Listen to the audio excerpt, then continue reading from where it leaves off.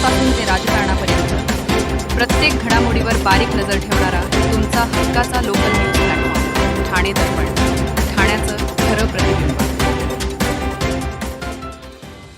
ठाणे शहर काँग्रेसने महापालिकेच्या कचरा व्यवस्थापनातील गंभीर अनागोंदीचा मुद्दा आक्रमकपणे उचलून धरतात प्रशासनाची झोप उडाली।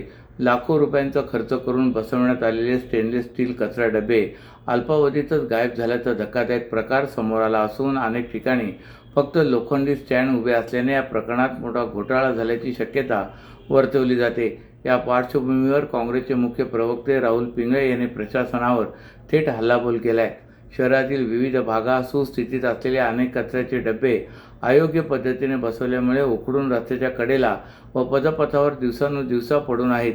तरी देखील प्रशासनाकडून याकडे होत असलेले दुर्लक्ष नागरिकांच्या संतापात भर घालत आहे। करदात्यांच्या पैशाचा होत असलेला हा उघड अपव्यय थांबवण्यासाठी तातडीने कठोर पावले उचलावीत अशी मागणी पिंगळे यांनी केली। याबाबत स्मार्ट सिटी, आमदार निधी, खासदार निधी आदी विविध स्रोतांमधून बसवण्यात आलेल्या सर्व कचरा डब्यांचे फिजिकल ऑडिट करण्याची मागणी करण्यात आली। मागील 5 वर्षातील खर्च, डब्याची गुणवत्ता तसे प्रत्यक्षात ते डबे संबंधित ठिकाणी अस्तित्वात आहेत की नाही याचा सविस्तर अहवाल सार्वजनिक ठिकाणी करावा असेही त्यांनी स्पष्ट केले। तसेच शहरभर विखुरलेले व पडून असलेले स्टील कचरा डबे तातडीने संकलित करून आवश्यक त्या ठिकाणी पुन्हा बसवावेत। तसेच भविष्यात गरजेनुसारच डबे बसवण्याचे धोरण राबवावे अशी सूचनाही त्यांनी केली। ठाणे तसेच मुंब्रा शहरात गेल्या काही दिवसात गोळीबाराच्या 2 घटना घडलेल्या असताना त्या पाठोपाठ आता आणखीन एक अशीच घटना मुंब्र्यात उघडकीस आली। मुंब्रा येथील कैलासनगर परिसरात आज सकाळी एका व्यक्तीने 3 जणांवर गोळ्या झाडल्यात। त्यात एकाचा मृत्यू तर 2 जखमी झाले असून मानलेल्या बहिणीची छेड काढल्याच्या कारणावरून हा प्रकार घडला असल्याची बाब पोलिसांच्या तपासात पुढे आले। पोलिसांनी दिलेल्या माहितीनुसार मुंब्रा येथील कैलासनगर परिसरात सुमनताई चव्हाण हिंदी प्राथमिक विद्यालयाजवळील बिस्मिल्ला चाळ रूम नंबर 2 येथे हा प्रकार घडला आहे। जैन शिवानंद नायर यांच्या मानलेल्या बहिणीची छेड काढण्यात आली होती।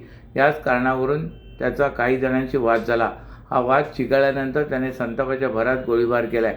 या गोळीबारात अब्दुल हसन शेख, अकबर अब्दुल शेख आणि समीर अहमद शेख हे तिघे गंभीर जखमी झाले। या जैन हा तिथून फरार झाला होता। मात्र मुंब्रा पोलिसांनी तातडीने कारवाई करत आरोपीचा शोध घेत त्याला गुन्ह्यात वापरलेल्या हत्यारासह अटक केले। दरम्यान जखमींना तात्काळ मुंब्र्यातील कालसेकर रुग्णालयात उपचारासाठी दाखल केले।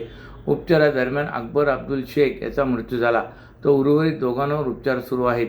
त्यांच्या प्रकृतीबाबत अद्याप अधिकृत माहिती समोर आलेली नाही।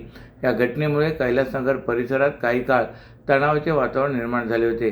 पोलिसांनी परिस्थिती नियंत्रणात ठेवत परिसरात बंदोबस्त वाढवलाय। वरिष्ठ अधिकाऱ्यांनी घटनास्थळी जाऊन पाहणी करत घटनेचा आढावा घेतलाय। पुढील तपास मुंब्रा पोलीस करत आहेत। ठाणे जिल्ह्यातील सर्व पेट्रोल पंपावरून खुल्या स्वरूपात इंधन विक्री करण्यास जिल्हाधिकारी श्रीकृष्ण पांचाळ यांनी मनाई आदेश लागू केलाय। मात्र या निर्णयाचा फटका आता गृहसंकुलांना बसू लागल्याचे चित्र आहे। विद्युत पुरवठा सातत्याने खंडित होत असताना गृहसंकुलातील विद्युत जनरेटर करिता डिझेल उपलब्ध होत नसल्याने त्यांची मोठी अडचण निर्माण झाली। डिझेलसाठी त्यांना वणवण फिरावे लागत असल्याचे चित्र आहे। ठाण्याचे जिल्हाधिकारी डॉक्टर श्रीकृष्ण पांचाळ यांनी पेट्रोलियम नियम 2002 मधील तरतुदीनुसार जिल्ह्यातील सर्व पेट्रोल पंपावरून खुल्या स्वरूपात इंधन विक्री करण्यास तातडीने मनाई केली। या निर्णयाची 27 मार्चपासून अंमलबजावणी सुरू झाली। समाज माध्यमांवर पेट्रोल आणि डिझेलचा तुटवडा निर्माण होणार असल्याच्या अफवा आणि बातम्या पसरत असल्याच्या पार्श्वभूमीवर हा निर्णय घेण्यात आला होता।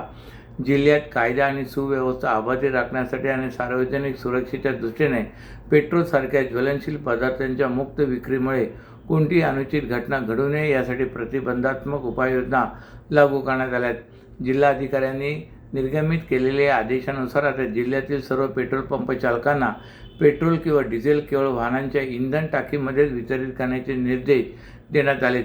कोणत्याही परिस्थितीत ग्राहकांना प्लास्टिकच्या बाटल्या, कॅन, डबे किंवा अन्य कोणत्याही प्रकारच्या भांड्यामध्ये सुटे पेट्रोल अथवा डिझेल विकता येणार नाही। या आदेशाची काटेकोर अंमलबजावणी करण्याची संपूर्ण जबाबदारी संबंधित पेट्रोल पंप मालक आणि व्यवस्थापकांची असणार आहे, अशा सूचना जिल्हाधिकारी पांचाळ यांनी दिल्या होत्या। मात्र या निर्णयाचा फटका आता गृहसंकुलांना बसू लागल्याचे चित्र आहे। सर्व नागरिकांना आवाहन करण्यात येत आहे की सध्या डासांमार्फत पसरणाऱ्या डेंग्यू या आजाराचा प्रसार रोखण्यासाठी प्रत्येकाने पुढील प्रमाणे कार्यवाही करावी। डेंग्यू आजार एडिस इजिप्ती हा डास चावल्याने होतो. या डासांची पैदास साचलेल्या किंवा साचवलेल्या स्वच्छ पाण्यामध्ये होते.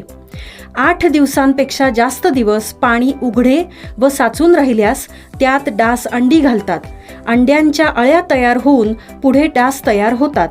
यासाठी आपल्या घरातील पाणी साठे उदाहरणार्थ बॅरल्स, पिंपे, टाक्या, हौद, रांजणे इत्यादी दर आठवड्याला रिकामे करून घासून पुसून कोरडे करून पुन्हा भरावे. 1 दिवस कोरडा दिवस म्हणून पाळावा. पाणी साठ्यांना घट्ट झाकणे बसवावीत किंवा जुनी साडी, चादर, धोतर यांनी बांधून झाकून ठेवावीत, म्हणजे डास त्यात जाऊन अंडी घालणार नाहीत. घराच्या गच्चीवर, आजूबाजूला, अंगणात कोठेही पाणी साचू देऊ नये. भंगार सामान उघड्यावर टाकू नये. उदाहरणार्थ टायर्स, प्लास्टिक सामान, कुंड्या, टाकाऊ वस्तू इत्यादी. अशा सामानात पावसाचे पाणी साठून त्यात डेंग्यूच्या डासांची पैदास होते. घरातील कूलर्स, फ्रीजच्या पाठीमागील ट्रे हे देखील वेळोवेळी कोरडे करावेत. लक्षात ठेवा, नुसत्या फवारणीने डास घनता कमी होत नाही, तर त्यासाठी डास पैदास ठिकाणे नष्ट करणे ही आपल्या सर्वांची जबाबदारी आहे. कोणताही ताप अंगावर न काढता जवळच्या शासकीय रुग्णालयात मोफत औषधोपचार घ्या. अशा प्रकारे नागरिकांनी सहकार्य केल्यास डेंग्यूचा प्रसार रोखणे सहज शक्य आहे. ठाणे महापालिकेच्या मालमत्ता कर विभागाने ठरवून दिलेल्या 915 कोटीच्या उद्दिष्टापैकी 878 कोटी रुपयांचा कर वसूल झाला आहे. गेल्या वर्षीच्या तुलनेत यंदा 68 कोटी 37 लाखांचा अधिक महसूल पालिकेला प्राप्त झाला आहे.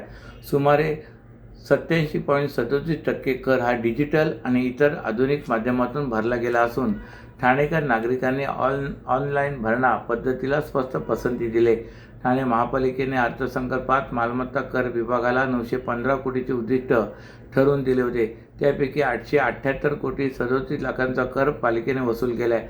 गेल्या वर्षी म्हणजे 2024-25 मध्ये 810 कोटी रुपये कर संकलन झाला होता. त्याच्या तुलनेत यंदा 68 कोटी 37 लाख रुपयांचा अधिक महसूल प्राप्त झाला आहे. ठाणे महापालिकेने कर भरणा अधिक सुलभ करण्यासाठी वर्षाच्या सुरुवातीलाच ऑनलाईन देयकं उपलब्ध करून दिली होती. SMS द्वारे लिंक पाठवणे, विविध डिजिटल पेमेंट पर्याय उपलब्ध करणे तसेच सर्व संकलन केंद्रावरील सुविधा सुरू ठेवणे यामुळे करदात्यांना घरबसल्या कर भरणे शक्य झाले. या सोयीमुळे नागरिकांचा प्रतिसाद वाढून डिजिटल व्यवहाराचा वाटा लक्षणीयरित्या वाढला असून एकूण 878 कोटी 37 लाखांच्या मालमत्ता कर वसुलीत धनादेश DD द्वारे 55.67%, ऑनलाईन पद्धतीने 31.68% तर रोखीने 12.63% कर जमा झाला आहे. चैत्र महिना हा हिंदू सण उत्सवाचा महिना मानला जात असून या चैत्र महिन्याची सुरुवात गुढीपाडवा नववर्षाच्या सणाने सुरुवात होते. त्यानंतर रामनवमी हा उत्सव विविध मंदिरात मोठ्या भक्तिभावाने साजरा करण्यात येतो. रामनवमी झाली की लगेच हनुमान जन्मोत्सवाचे वेध हनुमान भक्तांना लागतात. त्यानुसार आज ठाण्यात ठिकठिकाणी मोठ्या भक्तिभावाने हनुमान जन्मोत्सव साजरा करण्यात आला. विविध मंदिरात हनुमान जन्मोत्सवानिमित्त मारुतीरायाचे मंदिर फुलांनी सजवलेले पाहायला मिळत होते. ठाण्याच्या सावरकर नगर येथील श्री हनुमान सेवा समितीच्या वतीने हनुमान जन्मोत्सवाचे आयोजन दरवर्षीप्रमाणे यंदाही मोठ्या उत्साहात व भक्तिभावपूर्ण वातावरणात करण्यात आले होते. यावेळी पाळण्यामध्ये वीर हनुमान विराजमान झाले होते. त्यानंतर परिसरातील नागरिकांनी भाविकांसाठी महाआरती करून व हनुमान जन्मोत्सव साजरा केला. त्यानंतर भाविकांनी रांगा लावून वीर हनुमानाचं दर्शन घेतलं. यावेळी दर्शनासाठी येणाऱ्या भाविकांसाठी महाप्रसाद भंडाऱ्याचे आयोजन करण्यात आलं होतं. हनुमान जन्मोत्सवानिमित्त संपूर्ण ठाणे शहर सियावर रामचंद्र की जय तसेच जय जय बजरंग बली की जय या नामघोषाने भक्तिमय झालेले पाहायला मिळत होते. अशाच नव्या आणि ताज्या बातम्यांसाठी ठाणे दर्पणच्या पेजला लाईक करा आणि फॉलो करायला विसरू नका.